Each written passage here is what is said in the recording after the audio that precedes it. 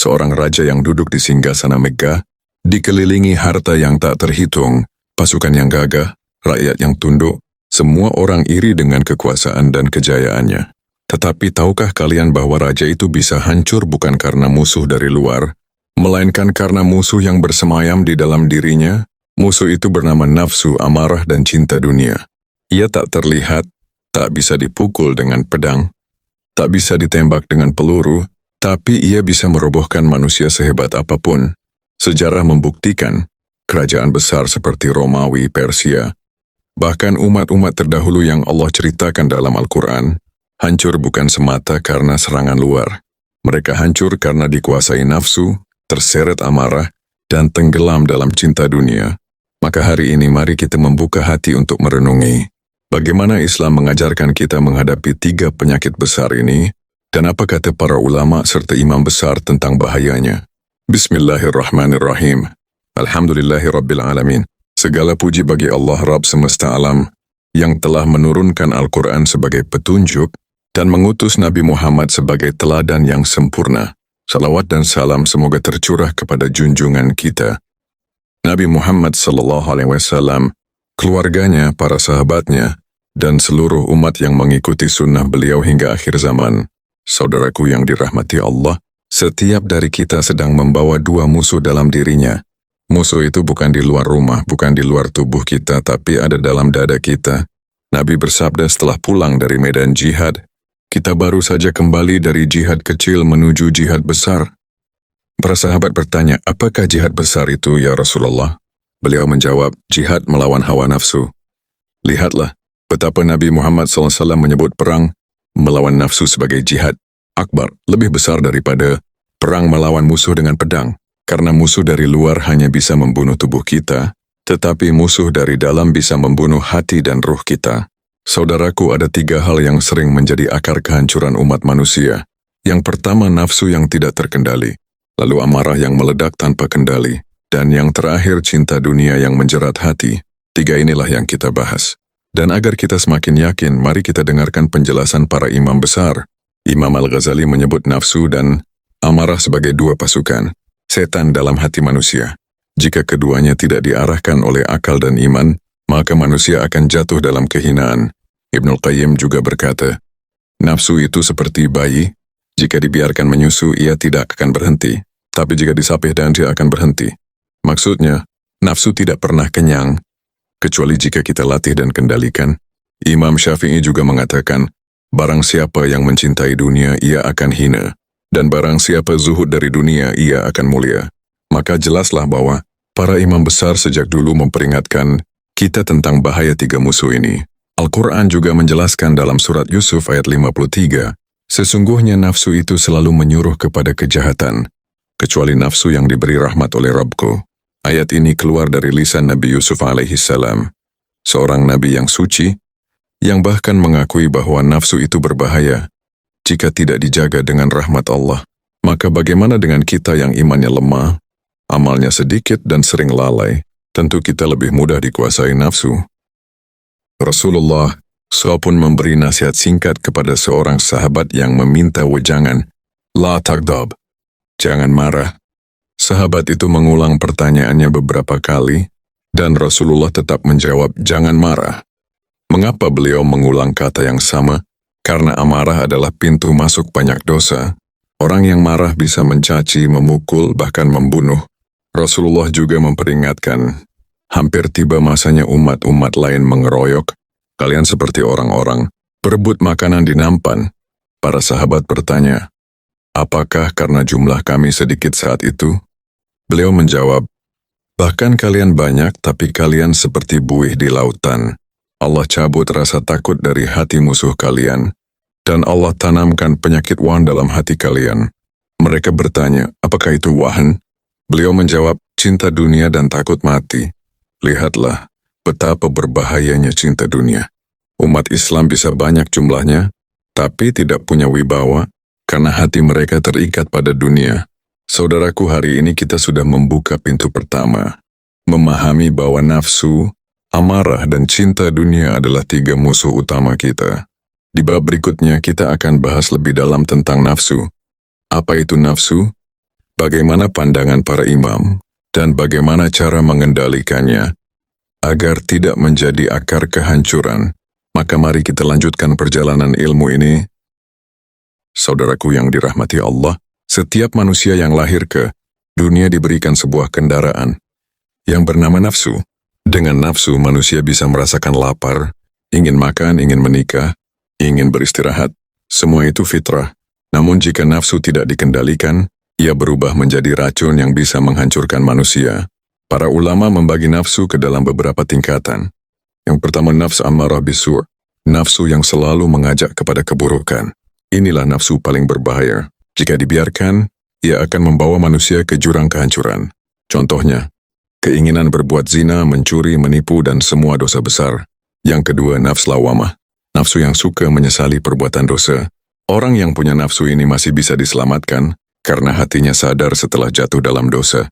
Dan yang ketiga, nafs mutmainnah, nafsu yang tenang ridha dengan ketentuan Allah. Inilah tingkatan tertinggi yang dipuji Allah. Seperti yang dijelaskan dalam Quran Surat Al-Fajr ayat 27-30, wahai jiwa yang tenang, kembalilah kepada Rabbmu dengan ridha dan diridai, maka masuklah ke dalam golongan hamba-hambaku, dan masuklah ke dalam surgaku. Imam Al-Ghazali. Dalam Ihya Ulumuddin, beliau menggambarkan nafsu sebagai kuda liar. Jika ditunggangi dengan kendali iman, ia akan mengantar penunggangnya ke surga. Tapi jika dilepas tanpa kendali, ia akan menyeret penunggangnya ke jurang neraka. Imam Ibnu Taimiyah, beliau menjelaskan bahwa nafsu adalah salah satu senjata setan. Jika hati tidak dipenuhi iman dan ilmu, maka nafsu akan menjadi pintu besar masuknya maksiat. Mari kita lihat bagaimana nafsu menghancurkan manusia sejak zaman dahulu. Seperti kisah Qabil dan Habil, Qabil dikuasai nafsu iri dan dengki, sehingga ia membunuh saudaranya sendiri Habil. Sejak itu, darah pertama kali tertumpah di muka bumi. Semua pembunuhan yang terjadi setelah itu, Qabil mendapat bagian dosanya. Ada juga kisah kaum Ad dan Samud. Mereka hancur karena dikuasai nafsu kesombongan. Mereka berkata, siapa yang lebih kuat dari kami? Padahal kekuatan mereka tidak ada artinya di hadapan Allah. Dan kisah yang masih banyak orang zaman sekarang lakukan, yaitu kisah kaum Luth. Mereka mengikuti nafsu syahwat yang menyimpang, sehingga Allah menurunkan azab yang pedih. Semua ini bukti nyata bahwa nafsu yang tidak terkendali bisa menghancurkan sebuah bangsa. Bagaimana kita tahu kalau nafsu sudah menguasai diri kita? Para ulama menyebutkan beberapa tanda. Tidak pernah puas dengan dunia. Harta berapapun tidak cukup. Jabatan setinggi apapun tidak memuaskan. Lebih senang maksiat daripada ibadah. Menonton hiburan berjam-jam terasa ringan. Tapi sholat 5 menit terasa berat. Menghalalkan segala cara. Demi memenuhi nafsu, seseorang berani menipu, mencuri, bahkan berkhianat. Mengikuti hawa nafsu dalam agama. Mengambil hukum sesuai keinginan, bukan sesuai syariat. Islam memberikan banyak cara untuk menundukkan nafsu, yaitu dengan puasa. Rasulullah bersabda, wahai para pemuda, barang siapa di antara kalian mampu menikah, maka menikahlah. Jika tidak mampu, hendaklah ia berpuasa, karena puasa itu dapat menahan nafsu. Sering-sering salat malam. Salat tahajud melembutkan hati dan menundukkan hawa nafsu. Perbanyak zikir dan doa. Zikir adalah tameng hati. Orang yang hatinya basah dengan zikir akan lebih kuat menahan nafsu. Mengingat akan kematian, Imam Al-Ghazali berkata, cukuplah kematian sebagai penasihat. Orang yang selalu ingat mati, tidak akan berani menuruti nafsu secara liar. Dan yang terakhir, bersahabat dengan orang saleh.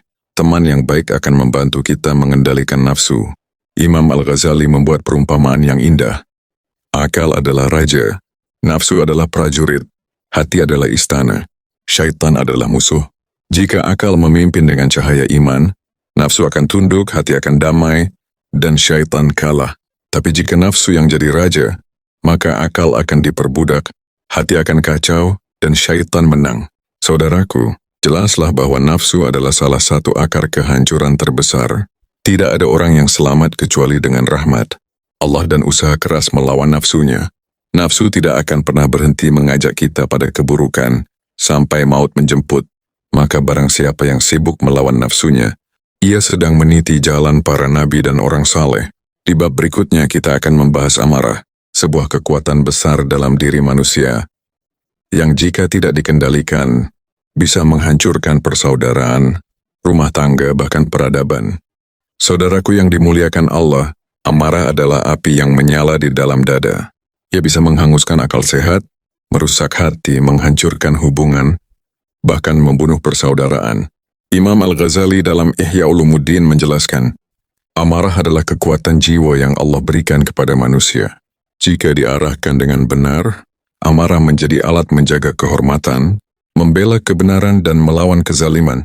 Tapi jika lepas kendali, amarah berubah menjadi senjata setan yang menjerumuskan manusia. Ibnul Qayyim menambahkan, amarah itu seperti anjing gila. Jika dilepas, ia akan menggigit siapa saja. Tapi jika dikendalikan, ia bisa menjadi penjaga. Amarah yang tidak terkendali menimbulkan banyak kerusakan, merusak akal sehat. Saat marah, seseorang bisa berkata kasar, memukul, bahkan membunuh. Padahal setelah reda ia menyesal, menghancurkan silaturahmi. Betapa banyak keluarga pecah hanya karena kata-kata yang keluar di saat marah. Membuka pintu setan. Rasulullah bersabda, sesungguhnya amarah itu dari setan. Dan setan diciptakan dari api. Api hanya bisa dipadamkan dengan air. Maka jika salah seorang dari kalian marah, hendaklah ia berwudu, menyebabkan penyesalan panjang.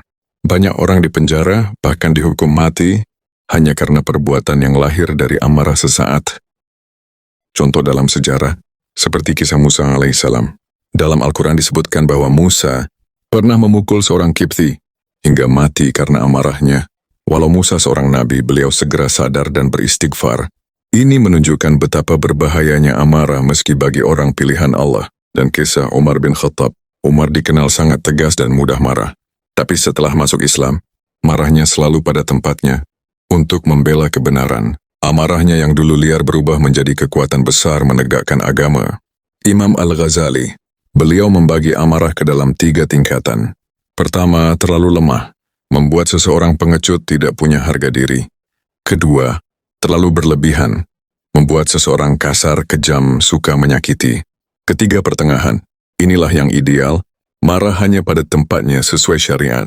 Imam Ibn Taimiyah, beliau mengatakan, amarah yang dipuji adalah marah karena Allah, bukan karena hawa nafsu. Artinya, jika kita marah karena melihat kemungkaran itu terpuji, tapi marah karena urusan pribadi, itulah tercela. Ibnul Qayyim, dalam Madarij As-Salikin, beliau menulis, orang yang paling kuat bukanlah yang paling jago bergulat, tapi yang bisa menahan amarah ketika marah. Ini sejalan dengan hadis Rasulullah, bukanlah orang kuat itu yang pandai bergulat, tapi orang kuat adalah yang mampu menahan dirinya ketika marah. Hadis riwayat Bukhari dan Muslim. Islam memberikan banyak solusi praktis untuk meredam amarah. Yang pertama, dengan cara diam. Rasulullah bersabda, jika salah seorang dari kalian marah, hendaklah ia diam. Yang kedua, mengubah posisi. Beliau juga bersabda, jika salah seorang di antara kalian marah dalam keadaan berdiri, hendaklah ia duduk. Jika belum hilang, hendaklah ia berbaring. Dan yang ketiga, berwudu. Karena amarah dari api setan, wudu dengan air bisa menenangkan hati. Mengingat pahala sabar, Allah berfirman, orang-orang yang menahan amarahnya dan memaafkan manusia, maka Allah mencintai orang-orang yang berbuat kebaikan, meninggalkan tempat. Jika situasi semakin panas, lebih baik menjauh untuk menenangkan diri. Begitulah amarah dalam diri manusia. Jika diarahkan dengan iman, ia menjadi energi positif. Tapi jika dibiarkan, ia menghancurkan segalanya. Saudaraku, amarah adalah salah satu akar kehancuran yang paling berbahaya. Dari amarah lahir pertengkaran, perceraian, peperangan, bahkan pembunuhan. Namun bukan berarti kita harus mematikan amarah sepenuhnya. Yang benar adalah mengendalikannya sesuai syariat. Marah pada tempatnya adalah ibadah, tapi marah karena hawa nafsu adalah dosa besar. Di bab berikutnya kita akan membahas akar kehancuran yang ketiga, yaitu cinta dunia. Sebuah penyakit hati yang membuat manusia lupa akhirat dan menjadi sumber dari semua kesengsaraan. Saudaraku, kalau ada penyakit hati yang paling halus namun paling berbahaya, itulah cinta dunia. Ia tidak terlihat seperti amarah yang meledak atau nafsu yang nyata, tapi ia meresap perlahan ke dalam hati hingga membuat manusia lupa tujuan hidupnya. Rasulullah bersabda, cinta dunia adalah pangkal dari segala kesalahan dosa. Perhatikan kalimat beliau, pangkal segala kesalahan. Artinya banyak dosa, kezaliman, bahkan peperangan besar yang asalnya hanya dari satu, terlalu cinta dunia. Hakikat dunia dalam pandangan Islam. Allah menggambarkan dunia dengan sangat jelas dalam Al-Quran. Ketahuilah, sesungguhnya kehidupan dunia itu hanyalah permainan, senda gurau, perhiasan saling bermegah-megahan, dan berlomba dalam memperbanyak harta dan anak, seperti hujan yang tanam tanamannya mengagumkan para petani, kemudian menjadi kering, dan kamu lihat warnanya kuning, lalu hancur berderai. Quran Surat Al-Hadid ayat 20. Dunia hanyalah tempat persinggahan sementara. Kita semua musafir, sedang berjalan menuju akhirat. Imam Ali bin Abi Thalib pernah berkata, dunia itu berjalan pergi, akhirat datang mendekat, dan masing-masing dari keduanya memiliki anak. Maka jadilah kalian anak-anak akhirat, jangan jadi anak-anak dunia. Karena hari ini adalah waktu beramal tanpa hisab, dan besok adalah waktu hisab tanpa amal. Imam Al-Ghazali, beliau berkata dunia itu seperti bayangan. Jika engkau mengejarnya, ia akan lari. Tapi jika engkau berpaling darinya, ia akan mengikutimu. Maksudnya semakin kita serakah terhadap dunia, semakin kita tidak pernah puas. Tapi jika hati kita zuhud, dunia justru datang dengan sendirinya. Imam Ibn Taymiyah, beliau menjelaskan, cinta dunia itu akar semua fitnah dalam agama. Banyak orang menjual agamanya demi sedikit harta atau kedudukan. Ibnul Qayyim, beliau berkata, dunia itu seperti racun. Jika sedikit dan secukupnya, tidak membahayakan, tapi jika berlebihan ia akan membunuh. Bahaya cinta dunia, menjadi lupa akhirat. Orang yang cinta dunia tidak punya waktu untuk ibadah. Salat ditunda, zakat enggan, sedekah berat, melahirkan keserakahan. Rasulullah bersabda, seandainya anak Adam memiliki 2 lembah emas, ia pasti ingin yang ketiga, dan tidak akan memenuhi perut anak Adam kecuali tanah kubur. Hadis riwayat Bukhari dan Muslim. Sumber kezaliman, berapa banyak orang menipu, korupsi, bahkan membunuh hanya karena harta dan kedudukan, melemahkan iman. Nabi bersabda, demi Allah, bukanlah kefakiran yang aku takutkan atas kalian, tapi aku takut dunia. Dibentangkan untuk kalian sebagaimana telah dibentangkan bagi orang-orang sebelum kalian, lalu kalian berlomba-lomba sebagaimana mereka berlomba, lalu dunia membinasakan kalian sebagaimana telah membinasakan mereka. Para ulama menyebutkan ciri orang yang terlalu cinta dunia.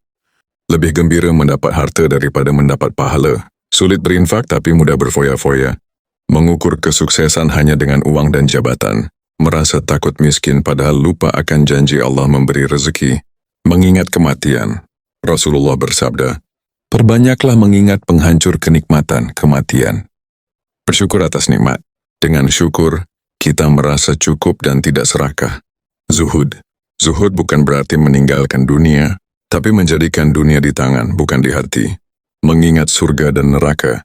Orang yang selalu ingat akhirat tidak akan tertipu oleh dunia. Bersedekah. Harta yang kita simpan akan habis, tapi harta yang kita sedekahkan akan abadi. Imam Al-Ghazali memberikan gambaran indah. Dunia itu seperti air laut. Semakin diminum, semakin haus. Orang yang bijak tahu bahwa air laut hanya untuk dicicipi, bukan untuk diteguk terus-menerus. Saudaraku, kini jelaslah bahwa cinta dunia adalah akar kehancuran terbesar. Nafsu membuat kita ingin mengejar dunia, amarah membuat kita mempertahankannya dengan cara salah, dan cinta dunia membuat kita lupa akhirat. Padahal Rasulullah telah memperingatkan, dunia adalah penjara bagi orang beriman, dan surga bagi orang kafir. Ya Muslim, jangan sampai kita terjebak dalam cinta dunia yang menipu. Jadikan dunia di tangan, bukan di hati. Gunakan dunia sebagai jalan menuju akhirat, bukan tujuan utama. Nafsu yang tidak terkendali menyeret manusia pada dosa. Amarah yang meledak tanpa kendali menghancurkan hubungan dan akal sehat. Cinta dunia melupakan kita dari akhirat dan menjadi akar segala dosa. Jika 3 hal ini dikuasai, kehancuranlah yang menanti. Tapi jika 3 hal ini bisa dikendalikan dengan iman, takwa, dan ilmu, maka ia justru bisa menjadi sarana menuju keselamatan.